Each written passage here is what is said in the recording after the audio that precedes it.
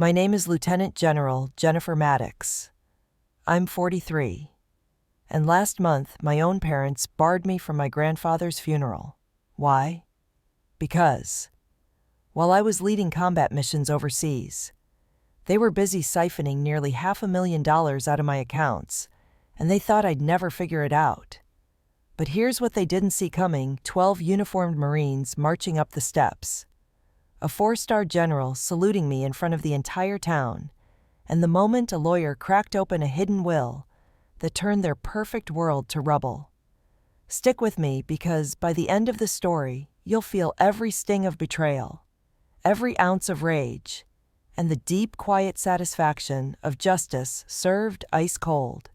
Before we dive in, go ahead and hit that subscribe button and tap the bell.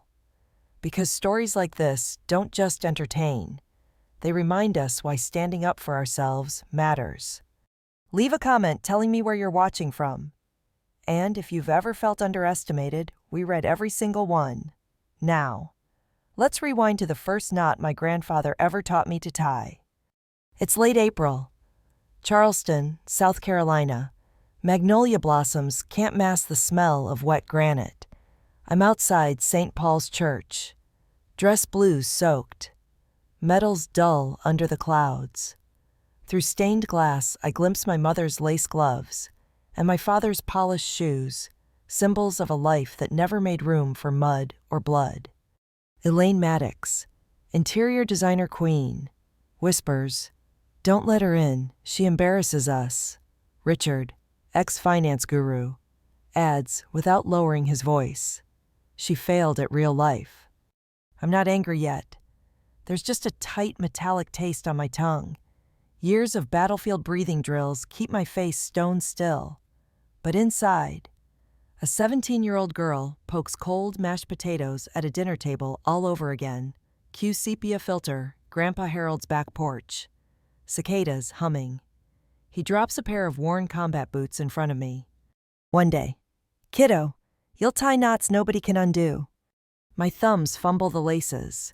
His steady hands guide mine left over right. Pull, loop, tuck. That memory becomes a talisman I'll clutch every time my parents call me too aggressive, too competitive, or simply forget I exist. Inside the church, Charlotte Lottie, to 9 million Insta followers, floats through mourners in a sable dress worth my month's hazard pay. Cameras adore her. Parents adore her. She adores her reflection in stained glass, somewhere between Paris Fashion Weeks and TikTok hauls. She decided combat boots were ugly energy. I catch my own reflection in a puddle, 3 silver stars on each shoulder. In civilian crowds, they look like decorations. To me, they're latched-on ghosts, the weight of 22 names etched on a memorial wall. Wearing them to Grandpa's funeral isn't vanity. It's the final salute he earned, and they refused to give. Thunder rumbles. The church doors stay half open, wide enough for my mother's sentence to slice through the rain. Who shows up to a funeral like it's a parade? Blood rushes behind my ears. My right hand flexes the same hand that once dragged a gunner out of a burning lave in Fallujah. I do nothing. The war taught me patience. Justice, like artillery, is louder when it lands all at once. And oh, something is about to land. The white envelope looks harmless when I first slide a thumb beneath its flap. But the moment I read the words, -74 218-31, my pulse spikes hard enough to blur the print. I'm still in desert fatigues. Dust from Kandahar clinging to the Velcro. Jet lag crackling behind my eyes. Yet the math is impossible to mistake.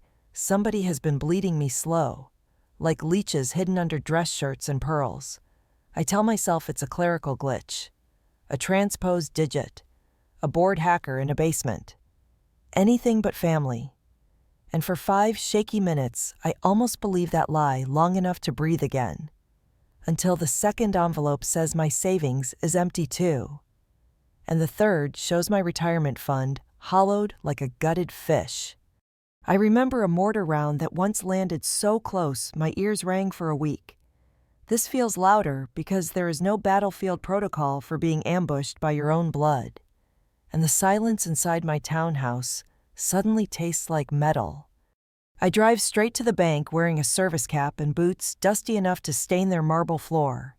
The manager runs numbers, eyes widening with each page, then swivels the monitor so I can watch the withdrawals march across the screen, first weekly nibbles, then monthly bites, then bold transfers signed in a looping script that matches my mother's cursive Christmas cards. The date stamps line up perfectly with each of my deployments. Every time I was oceans away. They were a little bolder, a little greedier, as if distance made me smaller in their minds.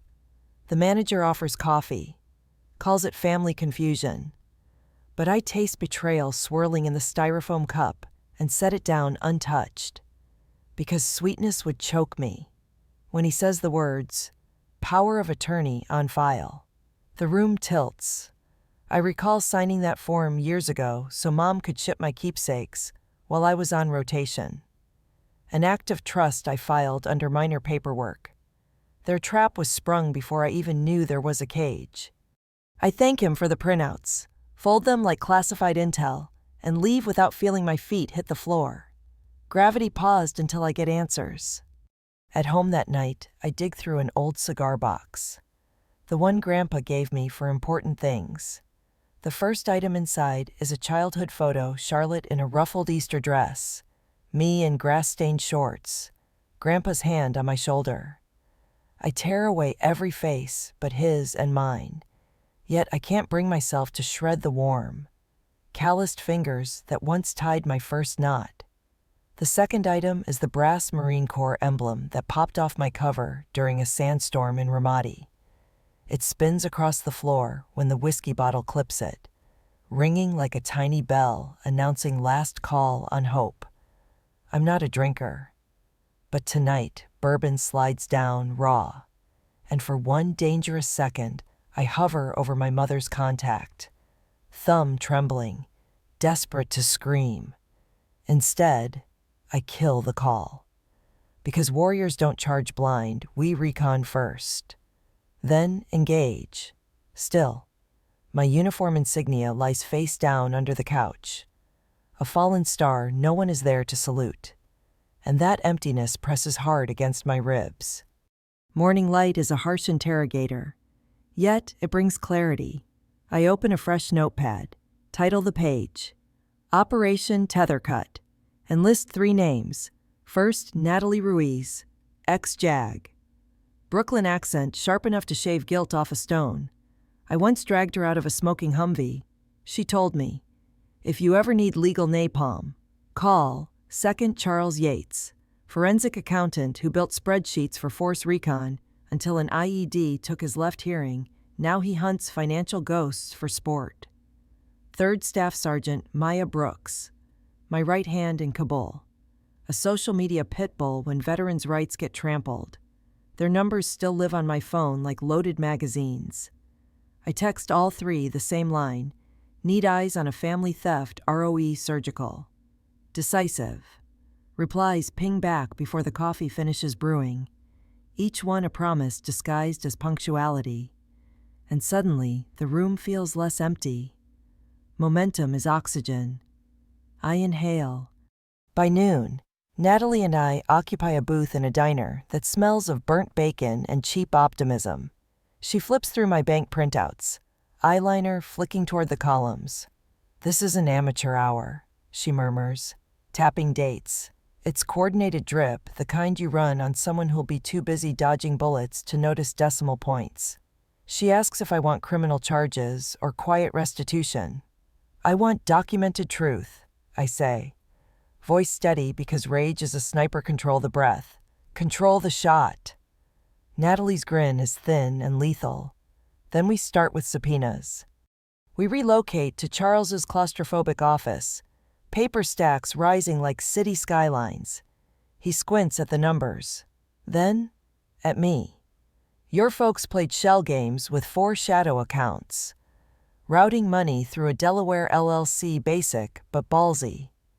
He traces arrows with a red pen, each stroke another vein clogged with their greed. "Give me 48 hours, he says. I'll have a map ugly enough to hang in a crime museum. I nod. But inside, something shifts. The hollow space isn't emptier, it's filling with purpose. Brick by vindictive brick. That night, Maya sets up a secure drive, drops in news clippings of Grandpa's W2 service, archived family photos Charlotte never posted, and a dossier of my own commendations. Narrative is power. She messages. We control it before they spin you as unhinged. Her faith sticks a stitch in the tear Bourbon left. I reply with a single word: advance. Because once a battalion starts forward, it doesn't retreat without orders. Sleep tries to ambush me, but flashbacks prowl the dark, my father skimming Wall Street Journal headlines while I waved a regional track medal, my mother praising Charlotte's fashion show livestream while my promotion to lieutenant colonel went unmentioned. The click of deleted voicemails that never received ears on the other end. Each memory is a tripwire on the path to forgiveness. So I step around them carefully, saving detonations for a stage big enough. The funeral will be that stage, but the script isn't finished yet. At dawn, I lace my boots loop, tuck, pull, and the knot holds like it always has.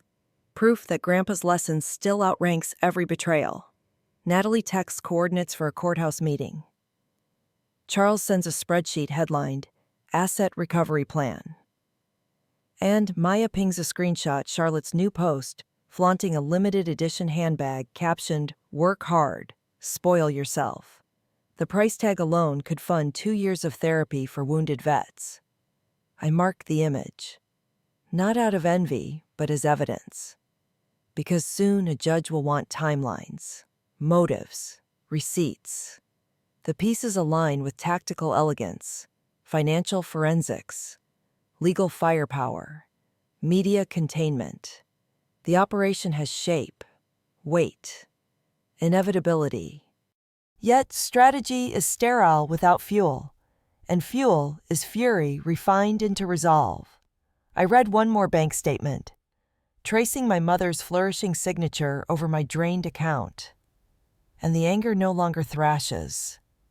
It sharpens. A blade honed on the whetstone of neglect. This isn't about money. It's about reclaiming the oxygen they've been stealing since the day they decided my worth was measured in silence. Grandpa once told me the family name wasn't always worth carrying. Sometimes you carry yourself instead. Tonight, I feel the full heft of that sentence, and I lift it like a loaded pack, shoulders squared. Tomorrow, we file the first motion. 2 days later comes the funeral, the church bells, the rain, and the moment 12 Marines transform shame into salutation. But before justice marches in dress blues, paperwork must march through the clerk's office, and my parents have no idea that every polite signature they forged is now a fuse inching toward their world of curated perfection. I close the notebook, stow it beside the torn photograph, and whisper to the darkness, ready on my command. The room answers with silence for now. The calm before brass and thunder. The next morning, the courthouse smells of stale coffee and paper dreams. Fluorescent lights buzz like anxious bees overhead as Natalie slides our petition across the clerk's counter, her red-tipped nail lingering on the line that requests an emergency freeze of every Maddox-controlled account. I stand a step behind in civilian clothes, gray blazer, low bun, impossible to confuse with a rattled daughter, while Maya streams a silent B-roll on her phone for the archive. The clerk stamps each sheet with a dull thud, oblivious that those blue ink impressions are detonators. When she hands back the receipt, Natalie whispers, T-minus 48 hours until they feel the choke. I follow her out into sunlight so bright it erases the sickly courthouse glow. Yet the last thing I see in my peripheral vision is the timestamp on that receipt, ticking like a timer I just armed. Charles's office is our war room by afternoon. Screens glowing with color-coded flowcharts that trace money from my combat pay to Dad's Hidden Delaware LLC, to Charlotte's Influencer LLC, and finally into a luxury condo overlooking Miami Beach that neither mortgage nor Jesus knows about. Charles circles a red dot on the map, leans back, and mutters, "Asset number 19, ripe for seizure once the injunction lands." He drills me on potential defenses they'll raise: unintentional oversight, temporary borrowing, psychological stress from having a deployed daughter. Each theory feeds my anger a calorie at a time, but I keep my voice flat as I record rebuttals. Maintaining control here means I get to decide when emotions become artillery instead of shrapnel. And that decision is the only luxury my parents never thought I'd afford. Evening drags me south to Grandpa's vacant bungalow, a place that still smells of cedar chips and pipe tobacco even after the realtor's vanilla plugins try to rewrite the air. I search every drawer while moonlight stripes the hardwood, finally prying loose a false panel in his roll-top desk. Inside lies a single green folder stamped Personal HJM. The will is there, signed in an unsteady hand 2 weeks before his final heart failure, witnessed by a Navy buddy and a hospice nurse. My lungs seize when I read the clause that gifts me not only the house, but the family trust, followed by the addendum that sets aside a separate fund for Charlotte conditional on 500 hours of volunteer work benefiting homeless veterans. Grandpa never believed in hollow lessons. He built consequences that force growth or reveal cowardice. And as I hold that brittle document, I realize he's still orchestrating the family symphony from the grave with a conductor's quiet grin. I text a photo of the will to Natalie. Her reply is a single-word bulletproof. Still, legal ammunition is useless without delivery. So I drive to Great Uncle Peter's ranch at dawn, knowing he is the sole elder Maddox with a conscience that hasn't been pawned. Over black coffee, he admits Grandpa mailed him a sealed envelope years ago with instructions present it only if Jennifer is wronged by her own. Peter thought it paranoid nostalgia, but watching me slide the will across his table turns his weathered knuckles bone white against the mug. Guilt flickers in his eyes when he asks, "You sure about detonating this at the funeral?" And I answer, "Grandpa timed the charge. I'm only lighting the fuse." Peter nods, then hands over another item he safeguarded, a purple heart recessed in velvet, a medal Grandpa meant for me once I earned scars of a different color. Its weight settles into my palm like gravity made solid, and the moment it touches skin, I know there's no retreat path left to argue. 48 hours pass in logistical blur, subpoenas served to 3 banks, process servers photographing my parents' wrought iron gate, Maya scheduling a discreet press tip to a veteran affairs journalist, and me rehearsing the choreography of calm I'll need inside St. Paul's on the eve of the funeral. General Marshall's text arrives, "We're inbound. Formation 12 plus color guard. 0900 sharp," followed by a second line that simply says, "Proud of you, kid." I sit on the edge of my hotel bed, dress blues hanging like a waiting storm in the closet, and I feel the old panic scratch at my ribs. Years ago, that panic ruled me. Now it fuels me. So I breathe around it until each beat of my heart sounds like marching boots approaching from a distance. Funeral morning breaks humid and gray. Charleston's sky looks bruised, as if the city itself anticipates impact. I park 3 blocks away to center myself. But the instant I step onto cobblestone, my phone pings with Maya's update. Charlotte just posted a livestream teaser honoring Grandpa today. "Love you all" hashtagged with a luxury brand partnership. Rage flares, but I flip the screen down. Letting her vanity steer my pulse now would hand her the wheel. Instead, I fix the purple heart over my left pocket, the metal's cool surface reminding me why Grandpa trusted only deeds, never appearances. Church bells toll once, twice, and each strike reverberates through my sternum. By the 11th chime, I reach the wrought iron archway where my parents wait with umbrellas large enough to shield ego, but not truth. Mother spots the metal shining amid the ribbons and frowns as if it's dirt on her carpet. Father smothers a cough into his fist, eyes sliding away like he's already searching for exit routes. I salute them out of habit, not respect, because decorum is the last weapon they understand, and the first I'll strip from them when the moment lands. A moment that begins right now with the synchronized cadence of 12 pairs of marine boots echoing up the sodden street toward our little family stage. ChatGPT said General Marshall reaches the foot of the church steps at precisely 11:59. Rain beads across his cover. But the man moves like granite that learned to walk. In a single crisp motion, he removes his hat, presses it to his chest, and throws a salute so sharp the air itself seems to snap. The 12 Marines behind him mimic the gesture. Dress blue sleeves rise in flawless sync, rows of medals glittering like constellations that suddenly found their gravity. Conversation in the courtyard dies because even Charleston's old money knows when protocol outranks pedigree. And for one breath, the only sounds are rain and the click of a live stream phone Charlotte forgot to mute. My mother's umbrella slants, nails digging crescent moons into its handle. Father's throat bobs while he calculates angles that might still spare his reputation. They haven't grasped that reputation is the first casualty of truth. But the funeral program is about to teach them in real time and high definition. Marshall's voice is calm artillery. Lieutenant General Jennifer Maddox, ma'am. The Corps honors your service as we honor Harold Maddox Marine, father, grandfather.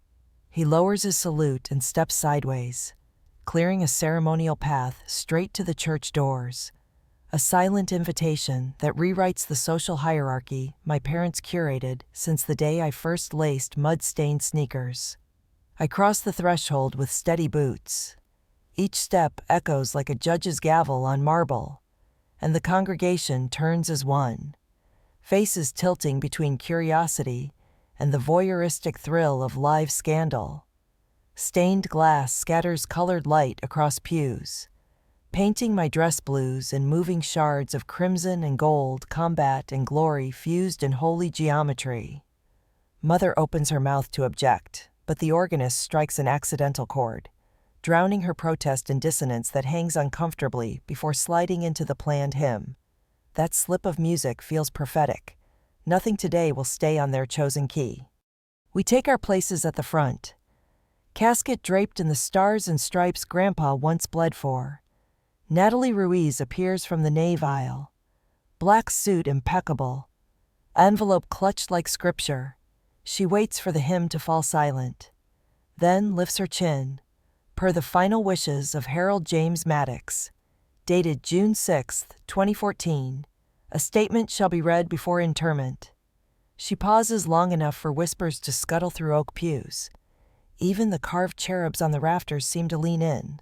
Uncle Peter shifts beside the casket, eyes fixed on the flag as if he can feel his brother's heartbeat beneath it. Natalie breaks the seal, thunder rolls outside, and my sister's phone flash reflexively fires. Capturing the very first slip of paper emerging footage her followers will dissect frame by frame before sunset. The will is short, but surgical. Grandpa bequeaths all liquid and real property within the Maddox family trust to me, cites my unwavering demonstration of honor and sacrifice. And then, with quintessential fairness, addresses Charlotte by granting her a $250,000 education and startup fund on the explicit condition that she completes 500 verified volunteer hours with organizations serving homeless veterans. The clause lands like a depth charge. Charlotte's rouge fades beneath the blue-white glow of her ring light as comments rocket up her screen. Is this real? That's your sister. Karma livestream. My mother's manicured gasp is audible. Father's jaw locks so tight a vein throbs at his temple. Natalie isn't finished. She reads the codicil revoking all powers of attorney executed under duress or misinformation, which includes the very signatures my parents forged. Then she announces the emergency injunction already filed, accounts frozen. Assets sequestered pending criminal review, and cues the back of the sanctuary, where 2 county deputies step forward with sealed warrants, wrapped in plastic to stay dry. The sight of a badge inside St. Paul's slices whatever composure Mother had left. Her umbrella clatters to the marble, spinning like a compass that just lost north, while Father instinctively reaches for his phone, only to find a deputy's glove already blocking the screen. A collective shiver runs through the pews, the kind that says there, but for the grace, go we. Maya's discreet body cam captures everything: the widening eyes of distant cousins, the way old boarding school friends avert their gaze, the slow, theatrical crumble of social capital live-streamed without a single influencer filter. She'll package this into a timeline later for the DA. But for now, every silent second uploads straight to a secure cloud. Evidence that arrogance met consequence on consecrated ground. When the deputies finish the formalities, they nod to me, not to the family, but to the soldier whose finance reports triggered justice. That recognition feels heavier than the Purple Heart over my pocket. And for one heartbeat, my chest tightens with something like grief for the life that could have been. Had love outranked greed? General Marshall steps beside me at the casket. He draws a folded flag from a velvet case, Grandpa's retirement colors, preserved these decades, and places it in my hands. Your grandfather asked that this find you when the war came home. He murmurs, cloth rough under dress gloves, memory rougher still. Uncle Peter chooses that moment to clear his throat. Voice cracked like dry timber. Harold made me keeper of a letter. Jennifer, I'm sorry it's so late. He produces a small envelope, edges yellowed. I slip it into my breast pocket unread, because some words must wait for quiet. And right now the air is thick with storms still forming over my parents' heads. The priest closes the service with verses about truth setting captives free. Ironic choice. Maybe divine. Pallbearers lift the casket. Organ notes swell and recede like surf. And I follow the procession into the courtyard, where drizzle has cooled to mist. Cameras cluster at the gate, but Marshall's Marines form a human corridor that funnels me past reporters without a single question landing. Behind me, deputies escort my parents to an unmarked car for voluntary interviews. Mother tries to shield her face with a silk scarf, forgetting that fabric is transparent when soaked, and Father's bespoke cuffs darken like ink bleeding unread into water. Charlotte remains on the church steps, mascara rivulets tracing panic down her cheeks, while notifications ping mercilessly, sponsors pulling, followers jeering, the real-time collapse of a brand built on curated perfection. She looks at me not with hatred, but with a dawning recognition that Grandpa's conditional clause is the last lifeline she'll get, and it is tethered to the very veterans she once dismissed as background props. I hold her gaze long enough for the lesson to root, then turn away, the first act of mercy I've granted since this campaign began. Bagpipes start their mournful drone for the graveside march, but another soundtrack overlays it: police radios, news drones, quiet gasps from socialites discovering that wealth without integrity is brittle as sugar glass. As we step onto the wet grass, a breeze flips one edge of the trifold flag in my arms, revealing a faded signature Grandpa inked along the hem, HJM, looping and sure. I tighten my grip. Fabric sticks to glove. Glove presses metal. Metal presses heart. And beneath it all, something steady finally exhales. Yet victory isn't silence. It's responsibility. Because the next chapter isn't about their downfall. It's about what I build with the ground cleared. The grave awaits, the soil dark and honest. And after the last volley of rifle salute fades, I'll have to decide where to carry the weight of legacy. For now, though, the bagpipes crest into their final wail, and the sky opens just enough for sunlight to lace the mist like gold, threading war-torn cloth, an ephemeral blessing that lasts exactly long enough for me to whisper goodbye, lower the flag to my lips, and feel the knot of my grandfather's lesson cinch perfect and permanent. The earth receives its marine. The family receives its reckoning. I receive a future no longer mortgaged by other people's shame. And the story is far from over, because justice is only the prologue to restoration.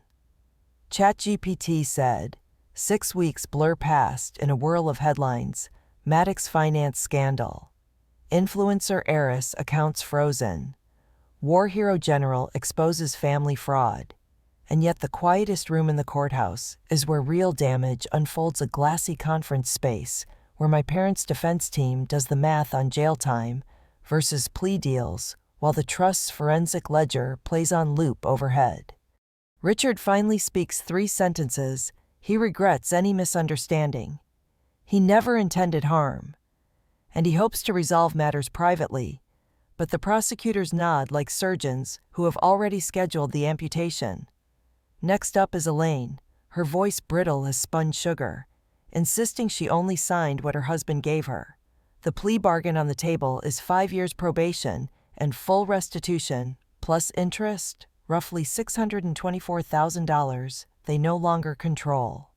A clock ticks, fluorescent and cruel, while they weigh reputation against reality. And outside the glass, Maya live tweets every update to a veteran rights feed 40,000 followers deep. Primed for justice. Tomorrow, the judge will rule on whether to accept the plea. And that singular word hovers in the stale air, like a suspended hammer ready to fall. Charlotte's downfall is noisier sponsorships vanish in clusters. Comment sections mutate into public tribunals. And the Miami condo is seized under the same injunction that gutted Dad's clandestine LLC. Desperation drives her to direct message me at 2 a.m., a bubble of text begging for help with the volunteer requirement Grandpa set. I stare at the blinking cursor that awaits my reply. Pulse steady. The soldier in me weighs every tactic, every motive. I type 2 words: earn it. 5 minutes later, I forward her message to Maya, who is already coordinating shift schedules at the veteran food station we're building. A new name on that roster will solve 2 problems at once. But whether Charlotte shows up is an equation only she can balance. And her next move could redefine blood ties or sever them for good. Construction of the quiet table begins at dawn, one muggy Tuesday, on an abandoned lot near the old naval yard. We erect a weatherproof awning, bolt reclaimed planks into benches, haul industrial coffee urns that exhale bittersweet steam across dew-damp concrete. First in line is a Gulf War corporal who lost 3 toes and keeps his discharge papers folded into a sandwich bag. Second is a woman from the surge whose service dog watches every hand that approaches. I pour black coffee steady as an IV drip, listen more than I speak, and feel something inside unknot service without orders, respect without rank. Charles drops by with fresh produce. Natalie lugs a crate of legal pamphlets for free bankruptcy clinics. General Marshall sends a pallet of MRE heaters for emergencies. Each face is a stitch in fabric Grandpa would have recognized. Community sewn from threads my family tried to cut. Yet every evening as we stack chairs, I catch myself scanning the street for Charlotte's silhouette, unsure if I'm braced for confrontation or hope. Day 19 answers she approaches in rain-stained sneakers. Influencer sheen reduced to plain sweat. Phone nowhere in sight. Her first task is scraping rust off griddle plates, a far cry from Paris runway lights. But she works without complaint. Palms blistering pink where manicures once glittered. During break, she sits across from me, eyeing the purple heart pinned to my apron. 500 hours is a lot, she murmurs. I sip coffee that tastes of wet metal and say, so was Iraq.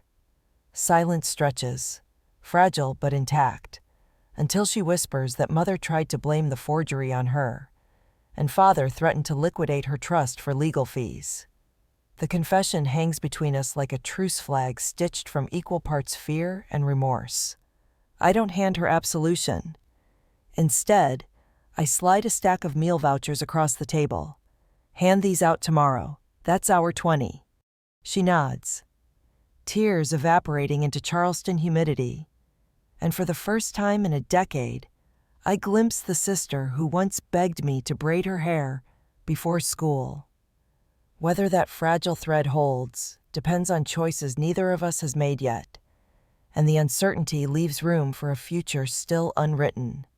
Month 3 brings a letter postmarked from a federal detention center. Richard accepted the plea, but restitution requires liquidation of the family estate.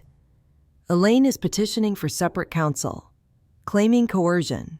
The handwriting is his. Careful loops that once signed forged withdrawals.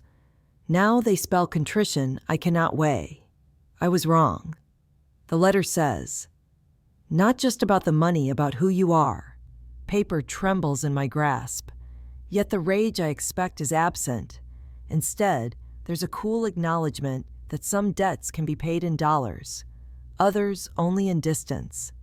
I file the envelope into Grandpa's old cigar box beside the torn photograph and close the lid, cataloging, not erasing, the cost of misguided love.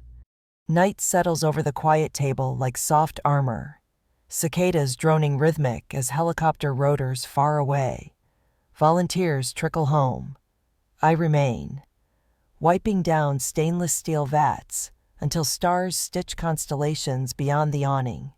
Across the street, neon from a dive bar flickers, open, oh pen, as if undecided, mirroring my own oscillation between closure and continuation. Grandpa's flag rests folded on a high shelf, threads catching lamplight.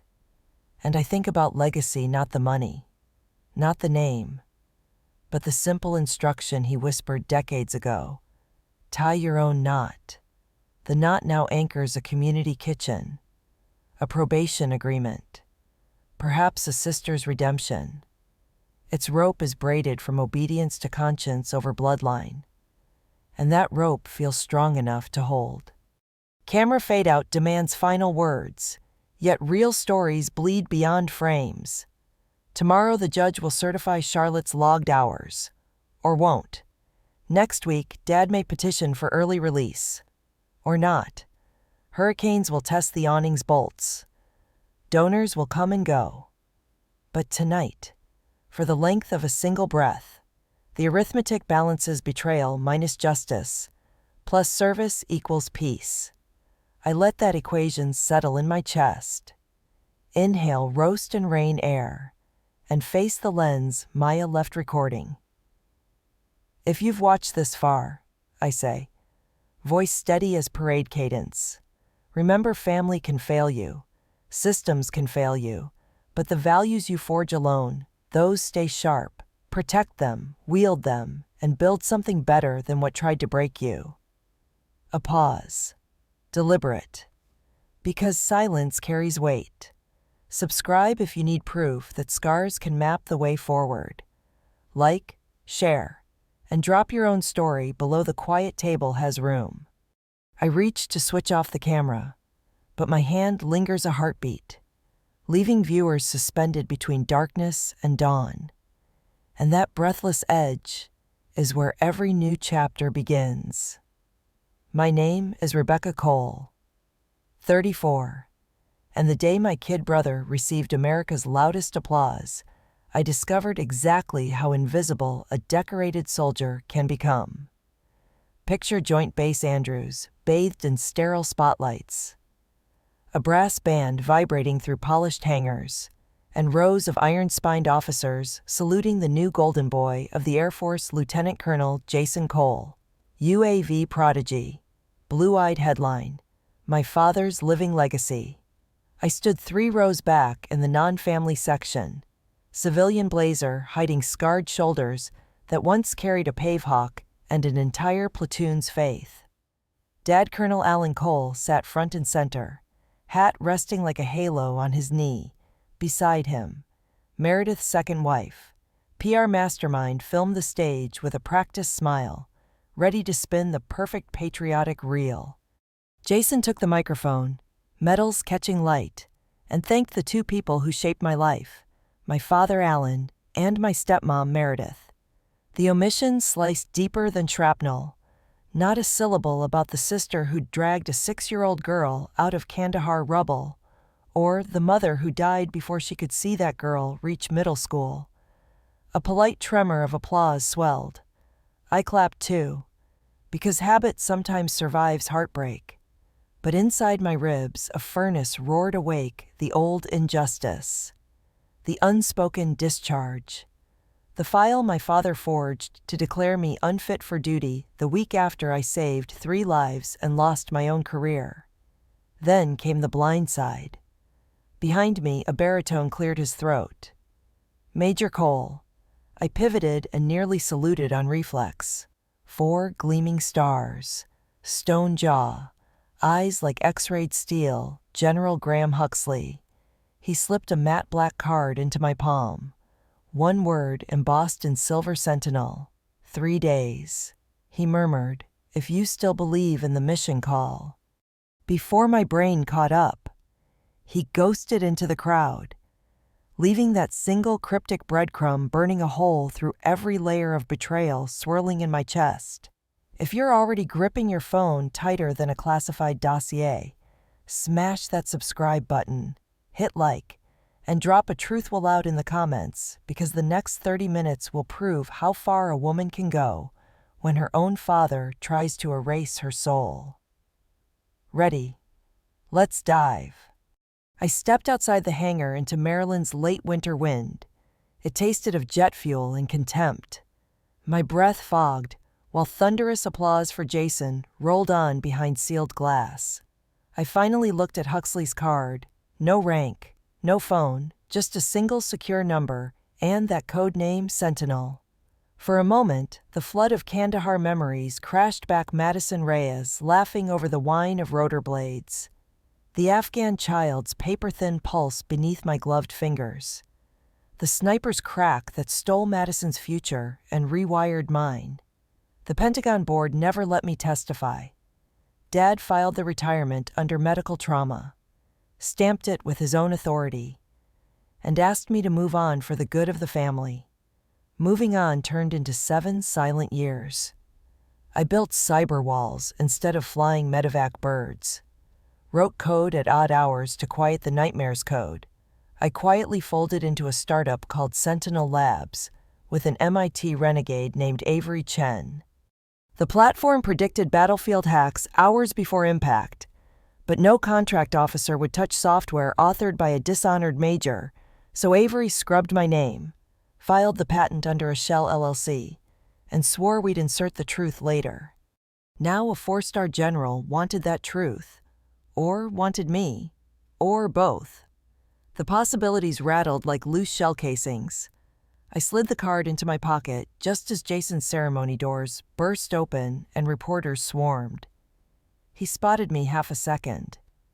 No more eyes widening, then flicking away as if I were a mirage of inconvenient conscience. Dad's arm curled around his shoulder, guiding him toward cameras. Meredith blocked my line of sight with a glittering grin. The message was silent but deafening. Stay in the shadows. Rebecca. That night, I drove aimlessly through Beltway traffic until cheap neon promised vacancy. In the stale motel room, I powered up an encrypted laptop and opened the one file I'd never dared delete. Mission Spearpoint. Kandahar, 19 March 2016. Redacted paragraphs glared back like voids in my memory. Under command decisions, a single line remained: Cole. R. Deviated from extraction protocol, disciplinary review pending. No citation for the civilian child saved. No commendation for dragging a bleeding squad mate until my tendons shredded. Nothing about Madison pinning her final hope on my judgment. Rage pressed against my skull. But under the rage pulsed something sharper: resolve I thought I'd buried with my uniform. Sentinel. 3 days. Before crashing onto the thin mattress, I thumbed a voice memo, Day 0. If this burns me, at least the record begins here. My heart drummed through the silence. Sinking with headlights slicing across the curtains, on the bedside table, Huxley's card gleamed like a loaded question. I pictured Jason's uniform catching stage light, Dad's proud smirk, Meredith's camera ready to frame a flawless family. They had written my absence into their narrative. I intended to write myself back so loudly, even the Pentagon's thickest walls would reverberate. The first blow landed at 07:14 the next morning when my phone lit up with a push alert from a military forum I'd never joined. Ex-Major Cole falsified Kandahar reports Sentinel Labs implicated. The post linked to a PDF stamped declassified. But the header was an obvious forgery. Still, the internet doesn't fact-check at sunrise. Comments exploded in real time, some calling for my court-martial, others cheering my downfall. 40 seconds after I finished reading, Avery's face filled my screen from Arlington. Eyes wide behind thick glasses, Becca. Someone dropped a poison pill into the DoD Civilian Review channel. Metadata says it came from inside the Pentagon at 0203. She rattled off the hash code, and my stomach constricted. AC override legacy 64, the same stub Father used on every personnel file he touched. Avery's voice dropped to a whisper. Your dad's not just rewriting history, he's burning the original copies. Outside the motel door, a housekeeping cart rattled past, the wheels squeaking like a countdown I had no way to pause. 2 hours later, I slipped into Sentinel Labs through the back entrance, hoodie up, avoiding the lobby where venture capital suits usually hovered. Inside, holographic threat globes floated above the command pit, but the team chatter had cratered to tense murmurs. Avery met me beside the core server rack and projected the doctored Kandahar report, entire paragraphs lifted, new phrases grafted in, my authorization codes deleted. She overlaid our software deployment timeline. The smear dropped exactly 12 minutes after the Pentagon scheduled a closed-door pitch session for Sentinel. Cause and effect couldn't flash brighter if someone had dragged neon across the screen. The board wanted reassurance we were scandal-proof before green-lighting national rollout. Now we were radioactive. Avery flipped her tablet to show a terse email from Defense Procurement Demonstration, postponed indefinitely pending ethical review. She searched my face for panic. I gave her something colder. He thinks if Sentinel dies under scandal, my record dies with it, I said, voice flat. But code leaves a trail even politics can't bleach. She grinned despite herself. Then let's make that trail glow. By midday, I was sitting across from General Huxley in a windowless cafe beneath Crystal City, the kind favored by operatives who prefer their caffeine classified. He slid a slim manila envelope across the table, unedited after-action footage from Spear Point. Extracted overnight from an archive he'd fought 3 legal departments to enter. The video showed me cradling the Afghan child, Madison covering my retreat, blood soaking her sleeve, no sound. But the image was irrefutable. Huxley's jaw flexed. The board that buried this only understood optics. We're going to give them new optics. He laid out a timeline Senate Armed Services would convene in 90 days to evaluate all AI cyber platforms. Sentinel was slated for top billing, which meant our enemies, including my father, had 90 days to ensure I never testified. Expect more than character assassination, Huxley said, sliding a burner phone toward me. If they can't silence you in the press, they'll try legal choke points next. A low hum from overhead pipes filled the silence as the weight of his warning settled. I pocketed the phone, pulse steadying into something dangerous. That evening I detoured west, drawn by an ache I'd ignored for years, Mother's shuttered cabin in Loudoun County. Dust choked the foyer, and moonlight sliced through warped blinds. Yet the place felt preserved by intent. In the attic, beneath an army trunk, I found her leather journal and a sealed envelope addressed in her looping hand. If he blocks the truth, plant a bigger one. Inside rested a notarized trust deed for 10 acres Elizabeth House, plus a memo. For women, the system forgets. Rebecca, rebuild what they bury. The ink blurred from my grip, grief colliding with vindication. Dad hadn't just sabotaged my career. He'd suppressed Mom's final legacy. An ember of fury flared into Plan 2 fronts clear my name. Resurrect hers. The next morning, I brought the documents to Harper Lynn, the estate lawyer Mother once trusted. Harper's gray eyes flicked from the forged will on file to the untouched original I laid on her desk. If this stands, she said, tapping the valid signature. Alan committed probate fraud, but he's protected by the same walls that shielded your service record. I met her gaze. Walls come down. Harper leaned back. Calculating. We file for reinstatement of the original testament and subpoena every personnel directive your father signed post-2016. He can't fight both storms at once. Outside her office, traffic honked like impatient jurors. Inside, the air solidified around our pact, one that would either liberate a forgotten charity or drag my entire bloodline into congressional spotlight. The choice felt less like revenge and more like ecological balance, replace rot with oxygen. Spring blurred into a tactical montage. Avery tunneled through darknet markets, tracing the smear campaign to a secure drop funded by Aegis Dynamics, a weapons contractor with every incentive to crush Sentinel. She uncovered an encrypted chat where a user tagged Iron Eagle Dad's Academy call sign negotiated licensing rights for Sentinel's source once I was legally neutralized. Meanwhile, Huxley arranged a quiet meeting with Major Luis Martinez, the medic I pulled from Kandahar rubble. Martinez produced helmet cam footage documenting command's delayed retreat order, then swore an affidavit under penalty of perjury. I filed FOIA requests for every email Dad touched that week. Delays piled up.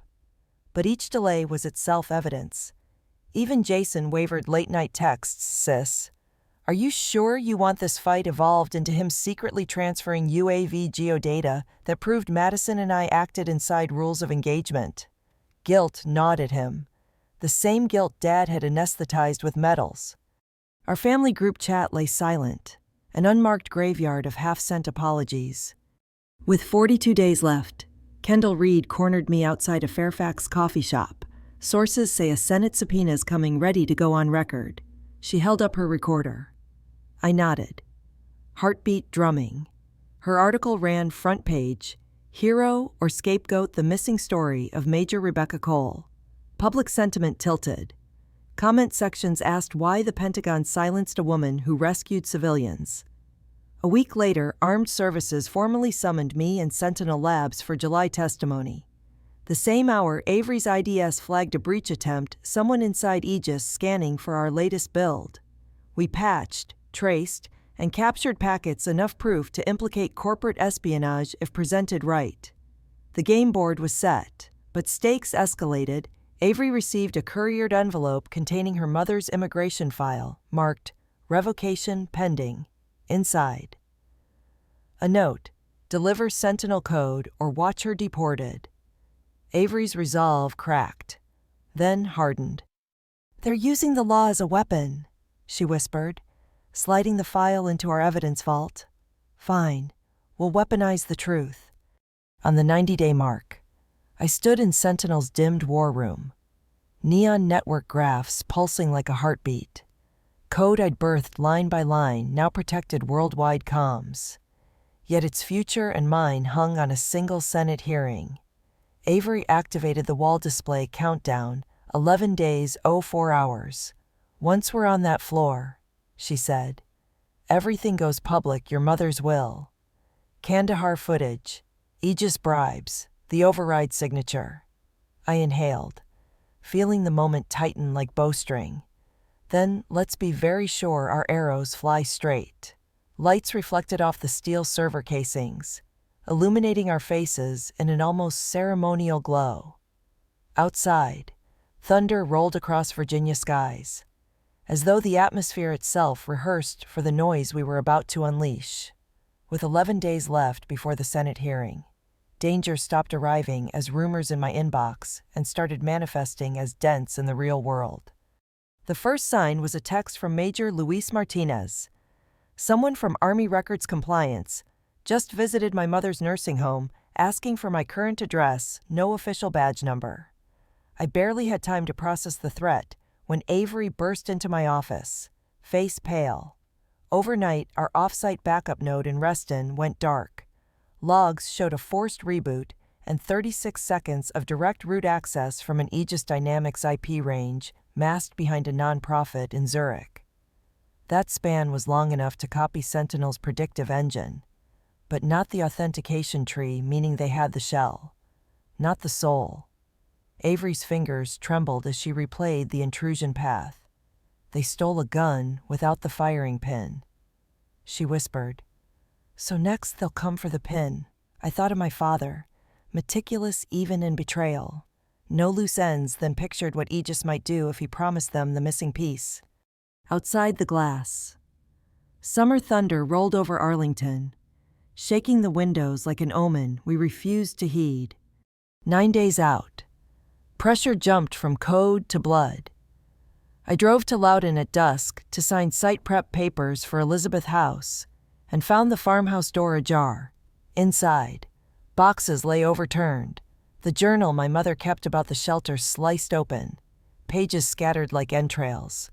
On the kitchen table sat a single Polaroid, Avery's mother, Mei Chen, standing in front of an ICE detention bus time-stamped that afternoon. A sticky note in block capitals read, "Deliver source or she disappears." My pulse spiked, but I forced calm long enough to call Avery. Static swallowed her first sob. They took her during a random visa audit. They're holding her at Dulles in a secondary facility no lawyer can reach. My fury forged clarity. Aegis was no longer bluffing. They were accelerating, betting we would crumble before testimony. I told Avery to meet me at the lab and bring every device capable of recording. Tonight, we would hack immigration, expose the unlawful hold, and livestream our findings to Kendall Reed's encrypted drive. Avery's breath steadied. Let's burn their mask. 8 days left. The game flipped. Avery's breach into the Homeland Security partition revealed a buried override request with my father's digital signature. He had weaponized federal bureaucracy to leverage a scared immigrant mother against his own daughter's partner in truth. That discovery detonated the last vestige of daughterly restraint I'd carried. I forwarded the file to Jason. Subject line, "Still proud of Dad." For 2 hours, he ghosted me, then called, voice hollow. He told me you were unstable, that Sentinel would compromise national defense. I wanted to believe him. The unspoken question hung between us. What do you believe now? But before he could answer, clanging alarms erupted inside Sentinel Labs' physical security breach. We killed the call and sprinted to the server floor. A lone figure in tactical black knelt beside RRAC-12 thermal drill, humming against the chassis. Avery hit the lights. I leveled a fire extinguisher like a bat. The intruder pivoted, eyes behind night vision lenses, and bolted. We gave chase through emergency stairwells until he dove out a loading dock door into a waiting van. License plates were papered over, but the emblem on the duffel he dropped glinted beneath the flood lamp. Aegis Falcon talons clutching a globe. We'd won the skirmish, yet understood the message. Next time they would send more than one. 6 days to go. Meredith requested a private meeting in a Bethesda cafe miles from any camera crew. She arrived without makeup. Pearls traded for a thrift store windbreaker. Trembling as she passed me a flash drive. Alan thinks fear is loyalty. She muttered. I used to agree until he targeted a refugee mother. The drive contained recordings of boardroom calls between Dad and Marcus Shaw, discussing profit splits once Sentinel went black market. My stepmother's eyes pleaded for absolution, but settled for resolve. I'll testify if you promise to keep Jason from becoming collateral. I nodded, wondering whether redemption by proxy ever truly heals guilt, but grateful all the same. The drive's audio was the dagger we still lacked. As Meredith left, headlights from a parked sedan swept across the window, illuminating Dad in the driver's seat watching us. Our gazes met for one suspended heartbeat before he sped off, tires spitting rainwater across the curb. I realized then he'd rather surveil than confront, meaning confrontation would have to be on my terms. 4 days out, that confrontation nearly killed me. My hybrid's brakes failed on the George Washington Parkway. The pedals sank to the floor during rush hour descent. I wrenched the wheel, grazing the median, sparks skidding until the car ground to a halt against a guardrail. Forensic sweep later revealed the brake fluid line surgically clipped. The mechanic shook his head, military-grade precision. I texted Huxley. They've switched to lethal. His reply was stoic. Proceed. Sunlight is armor. That night, Jason appeared at my apartment. Uniform absent, eyes red. He'd confronted Dad about the detention order. The answer was silence. Then a quotation. History is written by those who win. Jason's voice cracked. He thinks the end justifies erasing you. Erasing the facts. I'm testifying full cooperation.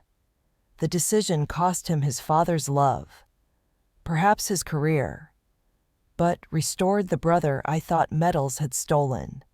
We spent hours mapping testimony flow. Martinez, Meredith, Avery, Jason. Then me and Huxley anchoring with classified footage and the forged probate documents Harper had authenticated. Each witness meant another potential target. We embedded security details, moved Martinez to a safe apartment, and hired 2 off-duty marshals for Avery's mom once Kendall's exposed forced ice to release her.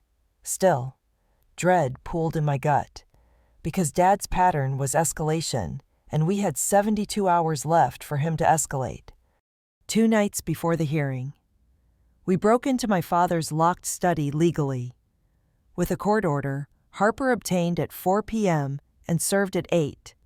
The caretaker handed over keys, muttering about family business above his pay grade. Inside the mahogany desk, we uncovered the master file copies of every manipulated personnel record, plus a signed contract draft granting Aegis exclusive rights to Sentinel for $10 billion over 10 years, pending my institutional incapacitation. The clause's language was grotesquely specific evidence of premeditated silencing. Jason photographed every page while my hands shook, not with fear, but awe at the scale of betrayal. Suddenly, footsteps clipped down the hallway. Dad barged in, flanked by 2 uniformed MPs he'd requisitioned under false pretenses. "This is theft of classified material," he barked. I held up the court order. Harper read the seal aloud. The MPs hesitated, realizing they'd been pawned. Dad's face blanched the color of cold ash. He looked at Jason, betrayal carving fresh lines in his brow. "You choose her over your country." Jason steadied his voice. "I'm choosing the country over your lies." Silence swallowed the room, thicker than any jail cell walls awaiting him. Dad lowered his eyes. Not in surrender, but calculation. I recognized that flicker. He still had a final move. We departed with boxes of files, yet even under victory's perfume, I smelled smoke. Avery rang as we pulled onto the Beltway Sentinel's early warning AI. Our own creation had triggered a red flag scenario chatter on Dark Ops channels, hinting at a spectacle timed for Senate morning. Acronym, DDoS. But the context suggested something physical, not digital. "They're planning theater," Avery warned. "And we might be the stage." I gripped the wheel as sirens wailed somewhere distant, mind racing through worst-case blueprints. In 29 hours, we'd step before the nation to tell the truth. But surviving to reach the microphone was suddenly the most uncertain variable of all. And outside the windshield, the Capitol dome loomed against storm clouds, like a target painted in dusk. ChatGPT said dawn. Before the hearing, cracked gray and electric, as if Washington itself sensed incoming voltage. By 0530, the Hart Senate office building was ring-fenced with barricades, K-9 units, and a discreet phalanx of plainclothes marshals briefed to treat the day like a presidential visit. General Huxley met our convoy under the basement loading dock. He wore a dark civilian coat to deflect attention. But the stern set of his shoulders shouted 4-star gravity. Avery escorted her mother, May, straight to a protected gallery room. 2 DHS inspectors waited to revalidate May's release. Yet one look at Huxley's credentials reduced their bravado to polite nods. Up a freight elevator, we emerged into a warren of back corridors, each fluoresced hallway echoing with reporters' footsteps and the metallic panic of staffs juggling last-second talking points. In a secure anteroom, Senator Whitaker's counsel collected exhibits: helmet cam footage, IC override logs, Meredith's recordings, Jason's UAV flight data, forged medical discharge, the Aegis contract draft, Dad's metadata fingerprint on the smear. Each evidence cube slotted into a master timeline projected across a wall-wide monitor, truth rendered undeniable in cascading color blocks. At 0802, Whitaker slipped in. Crisp suit, no makeup gloss, eyes flint. They threatened to leak cyber terror chatter tying Sentinel to international sabotage. She murmured, "We countered with your authenticated chain of custody. Stay concise. Stick to verifiable trauma, not revenge language." I nodded. Adrenaline sharpening focus into pinpoint calm. A clerk cracked the door. Session call in 5. As we filed toward the chamber, I caught Jason's glance. Fear and conviction snarled in his pupils. But he matched my pace, family fracture rebuilt into frontline alignment. "Just before the cameras sighted us," Huxley murmured. "Sunlight is armor. Use it." The hearing room buzzed like a beehive trapped behind marble, flashbulbs ricocheting off senators' nameplates. Whitaker opened with a sober preamble on defense tech ethics, then ceded the floor to Martinez. His voice, steady as a medic's pulse, narrated the Kandahar clip on the jumbo screen, me sprinting for the bleeding child. Madison covering, sniper crack, the scramble for extraction. Gasps rippled through rows of staff when Martinez testified. Command's retreat order arrived 30 seconds too late. Next, Kendall Reed's exposé slide deck flashed forged personnel edits traced to AC Override Legacy 64, Dad's digital fingerprint. Meredith's audio followed. Boardroom greed thick in every syllable as Allen and Marcus Shaw mapped profit shares for Black Market Sentinel. Jason's sworn statement hammered the coffin-shut UAV logs, proving I acted inside ROE and that Dad suspended flight data to protect narrative alignment. Senators whispered, glancing toward Shaw, seated behind counsel. Jaw clenched. My turn came, and I invoked no wrath, only facts. The childhood nights soldering radios with Dad. His mantra, control the signal. The day that mantra mutated into burying voices that contradicted ambition. I presented Mother's original will, Elizabeth House deed, explaining how justice isn't currency, but community. When I finished, silence cloaked the chamber like snowfall before artillery. Whitaker leaned into her mic, poised to issue a recommendation for criminal inquiry. And that's when every handset in the room shrieked with an emergency alert tone. Screens blinked red. Capitol Complex evacuation. C red sector. Security hustled senators toward side exits. Spectators panicked. Cameras swung wildly. In the chaos, Shaw smirked, the spectacle prophecy unfolding. Avery's watch buzzed with Sentinel's threat feed, simultaneous DDoS on federal comms, and an anonymous bomb threat geolocated to this very chamber. We had minutes before armed evacuation scattered evidence and witnesses into manageable, silenced pockets. Huxley barked, "Lock the doors, verify," but marshals overrode, herding us to stairwells. As we funneled out, I saw Dad's empty chair he'd never shown. A curse tightened in my throat. He orchestrated the chaos from distance. Last gambit to force mistrial. In the stairwell basement access, Avery yanked my sleeve. Her tablet displayed the DDoS traffic signature. It matched the gutted Sentinel shell stolen from Reston. They'd weaponized our code minus the authentication tree, meaning we alone could neuter the attack if we reached a secure console. Whitaker, overhearing, grimaced. "Shut it down. You keep the hearing alive." Marshals peeled off to escort us through service tunnels toward the Senate IT bunker 2 blocks away. The tunnels smelled of concrete sweat and Cold War paranoia, each red-lit junction echoing with orders crackling over handhelds.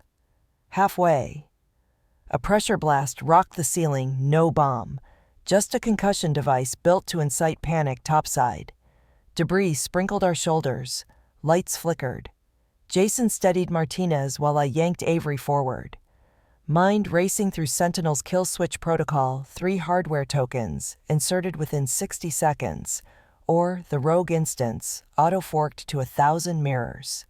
Avery carried token 1. Token 2 sat in my pocket. Token 3 Whitaker produced it from her blazer. Huxley had slipped it to her before the session. Anticipating the exact contingency, another tremor. This time, nearer. Dust choking air. I thought of Dad's eyes when he warned history favors victors. My shoes pounded damp concrete. Each stride rewriting that theorem: history favors those who refuse erasure. Ahead, a steel door loomed.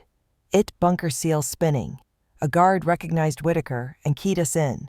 Inside, racks hummed like beehives fed electricity. Avery slid into the master console. Fingers blur, patches of code scrolling green. I slammed token 2. Whitaker snapped token 3 home. Countdown bar reversed. Rogue traffic plummeted on the overhead map. Outside, evacuation sirens ceased mid-howl. A digital storm broke in before it birthed real shrapnel. Avery exhaled a sob laugh hybrid. He stole a gun. We just turned off gravity. But victory's echo met a deeper rumble radio chatter of armed men posing as DHS sweeping the west exit, likely Aegis contractors hunting witnesses in confusion. We couldn't stay sealed. We needed the Senate reconvened before Dad spun the scare into proof Sentinel endangered public safety. Huxley's voice burst over secure channel chamber, resecured. Senators returning in 30. We sprinted back through settling dust, escorted by marshals who now brandished carbines for emphasis.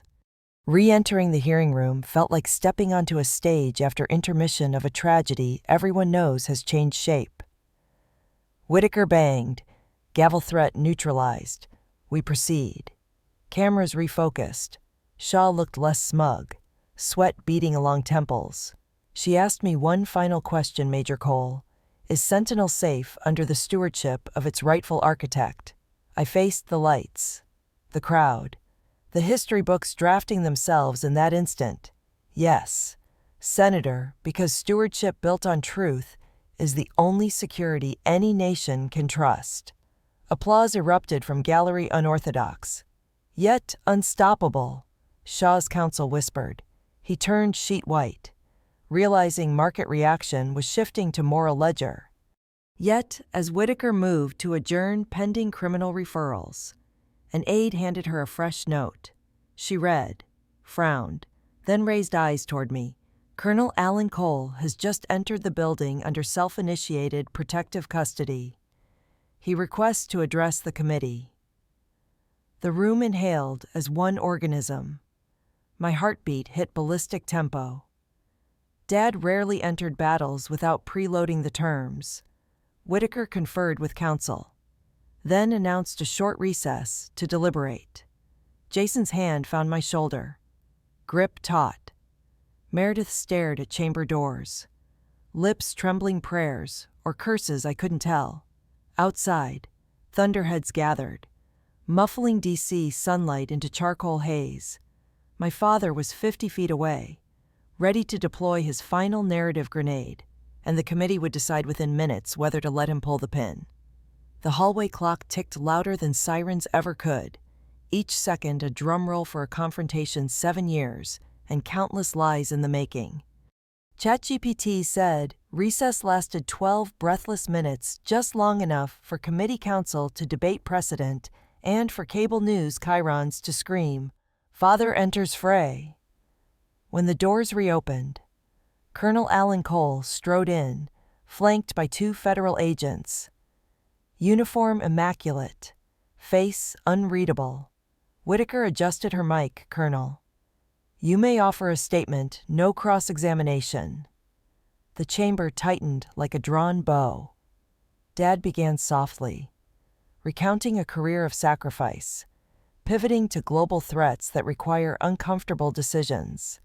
He framed his forgeries as patriotism, claimed Sentinel under my guidance, risked cyber escalation beyond civilian comprehension, and painted the morning's bomb scare as proof the tech invited chaos. His final sentence landed in a hushed tremor. "I chose the nation over personal ties, and I would again." The gallery murmured. On a surface level, it sounded noble, until Avery forwarded a silent push to every senator's tablet. The Aegis contract with Dad's signature and $10 billion payout clause. Screens lit up in tandem. Gasps broke decorum. Whitaker's gavel slammed. "Colonel Cole, did you intend to disclose this remuneration?" Dad's pupils flickered. He opened his mouth, found no tether, and closed it. Jason exhaled a choked breath. Meredith wiped a tear she didn't know which side of history to assign.